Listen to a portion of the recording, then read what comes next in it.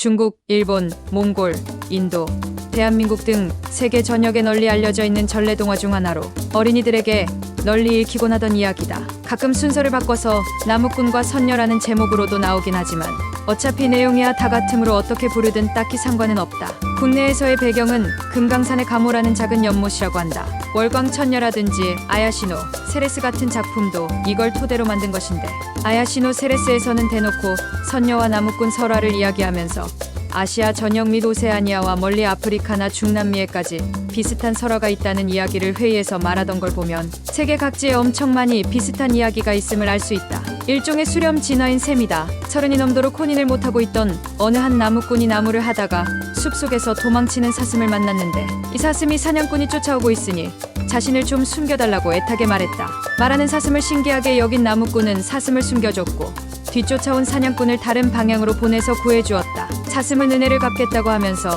소원을 하나 들어주겠다 하자 나무꾼은 아내가 생겼으면 좋겠다고 했다. 그러자 사슴은 나무꾼에게 선녀들이 하늘에서 내려와서 목욕하는 선녀탕이라는 셈과 선녀들이 목욕을 하러 오는 시기 선녀의 옷을 하나 훔쳐 그를 아내로 삼도록 하는 꾀를 나무꾼에게 가르쳐 주었다. 나무꾼은 반신반의하면서도 사슴이 가르쳐준 시기에 선녀들이 목욕을 하러 내려온다는 셈으로 찾아가 몸을 숨겼다. 그렇게 잠시간 기다리자 과연 선녀들이 하늘에서 내려와 날개옷을 벗고 선녀탕에서 목욕을 하는 것이었다. 나무꾼은 사슴이 가르쳐준 대로 날개옷을 하나 훔쳤다. 날개옷이 없어진 탓에 한 명의 선녀는 하늘로 올라가지 못했으며 다른 선녀들은 날개옷이 없는 선녀를 내버려 두고 하늘로 돌아가 버렸다. 이때 나무꾼이 홀로 남고 옷도 벗은 상태인 선녀에게 자신의 아내가 되어달라고 하자 하늘나라로 올라가지 못하게 된 선녀는 할 수 없이 나무꾼에게 의탁하게 되었다. 가끔 여기서 더 이어진다.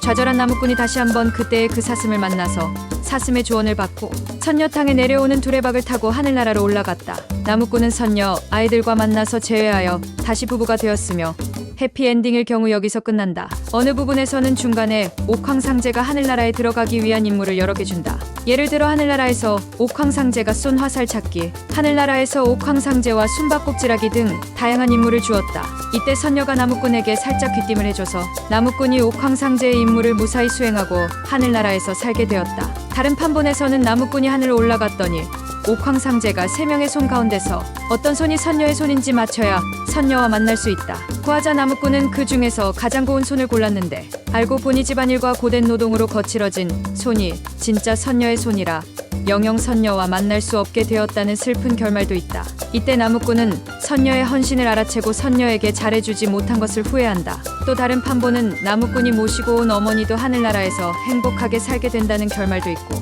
나무꾼이 선녀와 자녀들과 함께 다시 지상으로 내려와서 3대가 행복하게 살았다는 결말도 전해진다. 일본 버전 중에는 이런 것도 있다. 지상에서 온 나무꾼을 못마땅하게 여기는 선녀의 아버지가 나무꾼에게 여러 임무를 내렸는데 나무꾼이 선녀의 도움을 받아 계속 임무를 성공해내자 선녀의 아버지는 나무꾼을 인정하는 척하면서 마지막으로 커다란 박을 가르라는 임무를 주었다. 나무꾼이 박을 가르자 박에서 엄청난 양의 물이 쏟아져 나와 커다란 강을 이루면서 나무꾼과 선녀 사이를 갈라놓았으며 이 큰 강이 은하수, 나무꾼이 견우성, 선녀가 직녀성이라는 내용이다. 하늘나라로 갔던 나무꾼은 지상에 남겨둔 어머니가 그리워서 하늘나라의 천마를 타고 땅으로 내려온다. 하지만 특정 조건을 만족하지 못하면 다시 하늘로 올라오지 못할 거라는 조건을 걸었다. 대체적으로 낙마하지 않거나 천마가 3번 울기 전까지는 하늘로 올라와야 한다는 듯. 그러다가 지상에 왔을 때 실수로 떨어지는 바람에 다시는 하늘로 올라가지 못하게 된다. 주로 어머니가 오랜만에 만난 아들에게 호박죽이라도 먹고 가라고 주는 것으로 시작한다.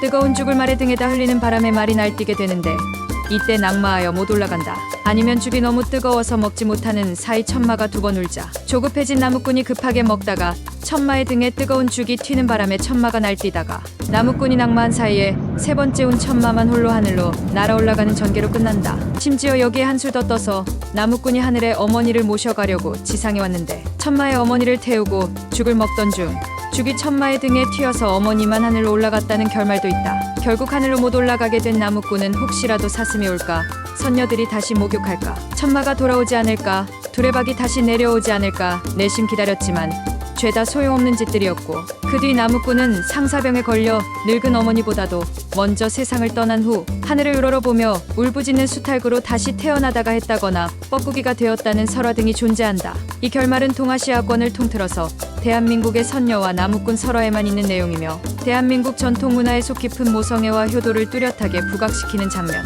그리고 동시에 이건 나무꾼에 대해 인과응보라고 생각하는 결말이라고 생각하는 편이다. 사회주의가 한창이던 1970년대쯤의 연변 조선족, 자치주 조선족 소학교에서 쓰였던 조선어문 독본에 실린 버전에서는 이러한 비극적인 결말을 삭제하고 나무꾼이 선녀에게 자녀들과 함께 다시 인간 세상으로 돌아가자고 설득하고 선녀가 그 설득을 받아들여 선녀와 나무꾼 일가족이 다시 인간 세상으로 내려와 살게 된다는 해피 엔딩을 맞이하는 것으로 결말을 바꾸었다.